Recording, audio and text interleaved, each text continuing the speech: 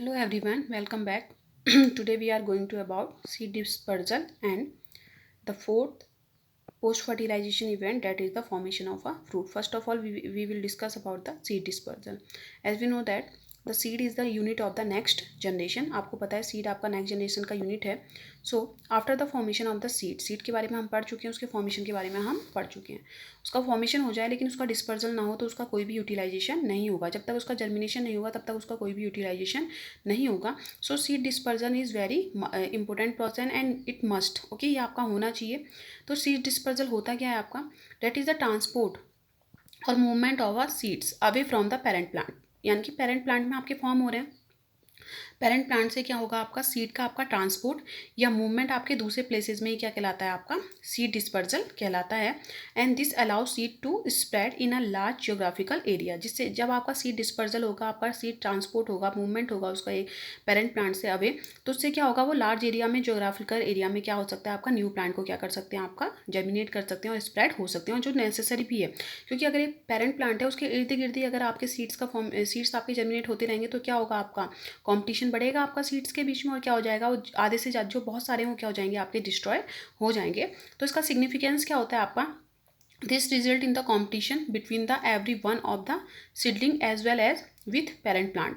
अब क्या होगा आपका, ये सपोज करो कि पेरेंट प्लांट से आपका कुछ ही डिस्टेंस पे आपका ये सीड्स आपके क्या हुए, आपके जर्मिनेट हो गए, ठीक है, स्प्रेड हो गए, ट्रांसपोर्ट हो गए. तो ये क्या करेंगे, आपका वहाँ पर कुछ सीडलिंग्स आपकी ग्रो होंगी. जब आपका सीडलिंग नज़दीक में ग्रो होंगी तो उनके बीच में क्या हो जाएगा, आपका कंपटीशन हो जाएगा. किसके लिए कंपटीशन होगा, आपका कंपटीशन होगा आपका फूड के लिए, आपका लाइट के लिए, स्पेस के लिए, वाटर के लिए. हम फूड की जगह वाटर और न्यूट्रिएंट यूज़ करेंगे क्योंकि ये अपना फूड का प्रिपरेशन खुद करते हैं. तो इसके लिए क्या हो जाएगा, आपका जो सीडलिंग्स है उनके बीच में तो होगा ही होगा, साथ में जो पेरेंट प्लांट है उसके साथ भी इनका क्या हो जाएगा, आपका कंपटीशन स्टार्ट हो जाएगा. Okay.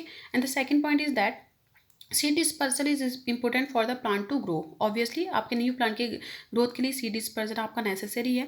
And next point, it is important because if the seeds are not disperse many germinating seedlings will grow very close to the parent plant. वही होगा आपका बहुत ही क्लोजली अगर पेरेंट प्लांट के चारों ओर आपके ग्रो हो जाएंगे तो उससे क्या होगा आपका कि जो सीडलिंग्स हैं वो तो डिस्ट्रॉय होंगे, साथ साथ आपका पेरेंट प्लांट की ग्रोथ को भी ये क्या करेंगे, आपका अफेक्ट करेंगे. तो seed dispersal is very must, बहुत ज़्यादा आपका मस्ट होता है. क्यों होता है आपका? जितनी दूर आपका सीड्स आपके ग्रो होंगे उतनी दूर आपका न्यू प्लांट आपका जर्मिनेट होगा. उससे क्या होगा, आपका जो पेरेंट प्लांट है उसके साथ और जो सीडलिंग है उसके साथ उनका कंपटीशन नहीं रहेगा. और जब वो आपका दूर ग्रो होंगे तो आपका एक लार्ज जोग्राफिकल एरिया में क्या होगा, उस स्पीसीज़ का क्या होगा, आपका स्प्रेड भी होगा. ठीक है. Now coming to the next point. Next है आपका, नेक्स्ट हेडिंग है आपकी, या हम बोल सकते हैं आपका दिस इज़ द नेक्स्ट और last topic about the post fertilization events का आपका लास्ट टॉपिक है. तो क्या है आपका? That is the fruit formation. क्या है आपका? Fruit formation. अब हम फ्रूट फॉर्मेशन के बारे में क्या करेंगे, आपका डिस्कस करेंगे. तो as we know that the fruit formation takes place after the fertilization. Okay.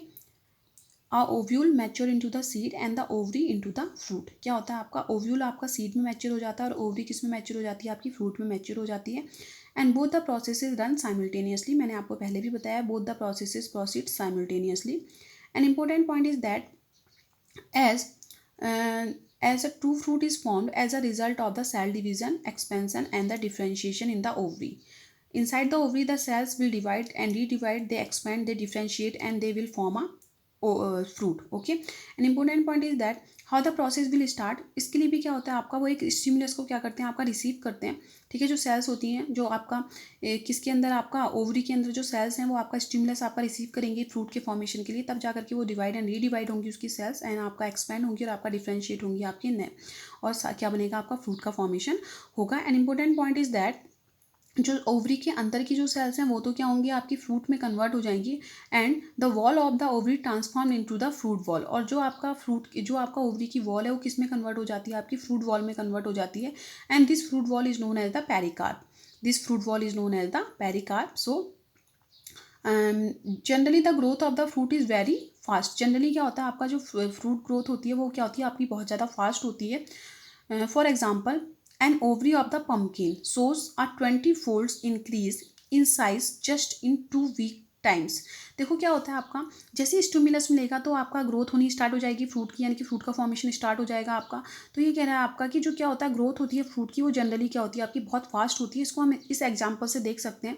जो आपका पम्पकिन होता है, ठीक है, पम्पकिन सोज 20 फोल्ड्स इंक्रीज। जो पम्पकिन होता है आपका, पम्पकिन में जब आपका ओवरीज किस में फ्रूट में कन्वर्ट होती है, तो 2 वीक के अंदर ही क्या होता है आपका 20 फोल्ड्स क्या होते हैं आपके इंक्रीज होते हैं। यानी कि सपोज करो कि 20 टाइम्स वो क्या हो जाता है आपका इंक्रीज हो जाता है उसका size. Okay, so obviously that definition of the fruit is very tough. आप डेफिनेशन कोई आपकी प्रॉपर डेफिनेशन नहीं है, हम उसको कोई प्रॉपरली आपका डिफाइन नहीं कर सकते हैं, but we can define it as fruit is an edible product of entire gynoecium. Fruit क्या होता है आपका, एंटायर गाइनोशियम का एडिबल प्रोडक्ट होता है।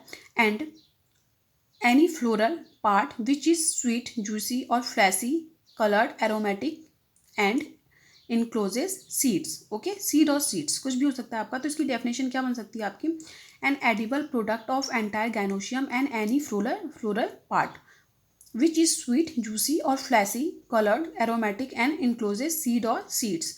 यानी कि आपका गाइनोशियम का या फिर गाइनोशियम के साथ आपके कुछ फ्लोरल पार्ट का जो आपका क्या है आपका एंटायर जो एडिबल प्रोडक्ट होगा, जो आपका स्वीट होगा यानी कि मीठा होगा, जूसी होगा, फ्लैसी होगा, कलर्ड होगा, ठीक है, एरोमेटिक होगा, और जो सीड्स को या सीड को इनक्लोज करेगा वही क्या कहलाता है आपका फ्रूट कहलाता है। ठीक है, an important point is that अब हम बात करते हैं, यहाँ लिखा है आपका अच्छा, तो इस बेसिस पे क्या होता है आपका फ्रूट्स क्या होते हैं आपके सॉफ्ट भी होते हैं और आपके हार्ड भी होते हैं। ठीक है, अब यहाँ आपका fruit is formed after the fertilization as the result of the cell division and differentiation in the ovary, that is a ripened ovary form a fruit. तो हम फ्रूट को आपका एक राइपेंड ओवरी भी बोल सकते हैं।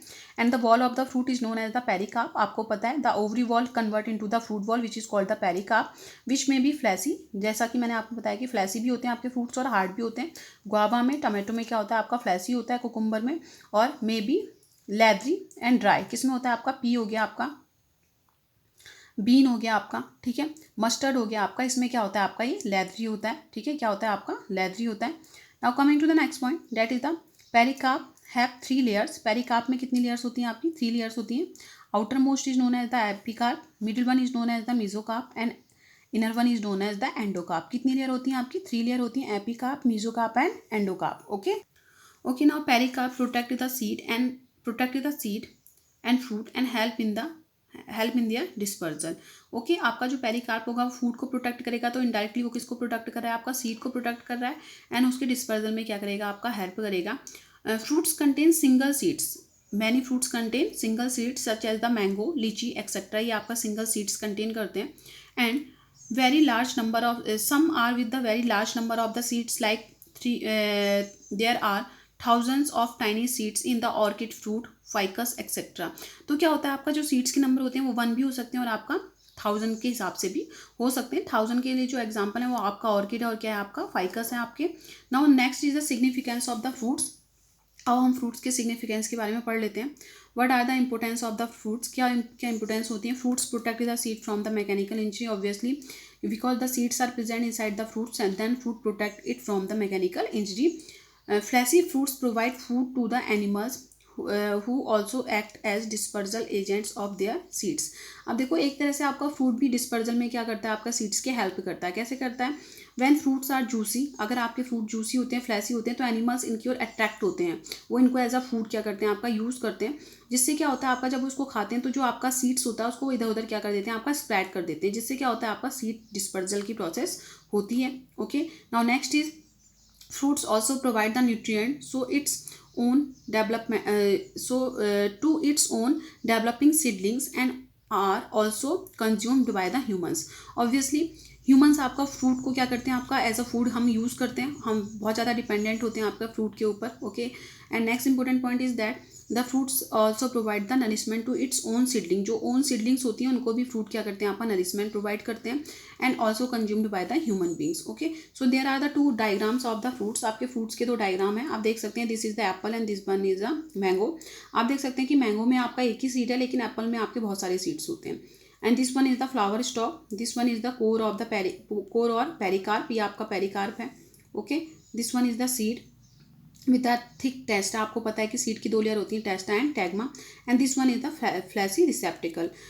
फ्लैसी रिसेप्टिकल, अब आप कहेंगे कि सीड्स में आपका, अभी जैसे मैंने आपको डेफिनेशन बताया कि seed is the entire product of the gynoecium और एनी फ्लोरल पार्ट।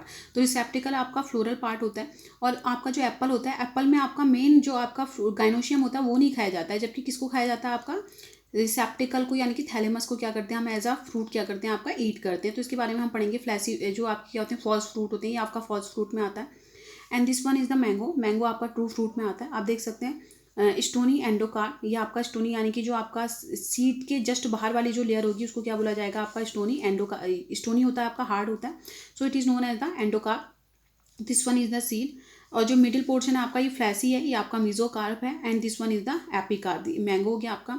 यहाँ आप देख सकते हैं कि जो हमने यहाँ कोर लिया है आपका, कोर और पेरिकार्प लिया है। यहाँ पर को हम डिफाइन, जो पेरिकार्प की जो 3 लेयर होती हैं आपकी, एंडोकार्प, एपिकार्प और मीजोकार्प, उनको हम सेपरेटली नहीं डिफाइन कर सकते हैं। तो यहाँ पर को उसको कोर या पेरिकार्प ही बोल दिया जाता है, क्योंकि सारी एक दूसरे में बहुत क्लोजली क्या हो जाती हैं, आपकी फ्यूज्ड हो जाती हैं। लेकिन मैंगो के केस में जो आपका जो जिसको हम क्या बोलते हैं, आपका कवर यानी कि छिलका बोलते हैं, वो तो आपका एपिकार्प होता है। उसके बाद जिसको हम ईट करते हैं वो आपका मीजोकार्प होता है। और जो आपका जस्ट सीड के बाहर जो आपका एक स्टोनी लेयर होती है उसको क्या बोला जाता है, आपका एंडोकार्प बोला जाता है। तो ये 3 लेयर होती है किसकी, आपकी पेरिकार्प की, ठीक है, किसमें, आपका मैंगो में। लेकिन यहाँ हम इसको क्लियर नहीं बता पाएंगे क्योंकि आप बहुत ज़्यादा फ्यूज होते हैं। तो ये हो गया हमारा किसके बारे में, आपका फ्रूट डेवलपमेंट के बारे में। Okay, in the next video we will discuss about the types of the fruits. Okay.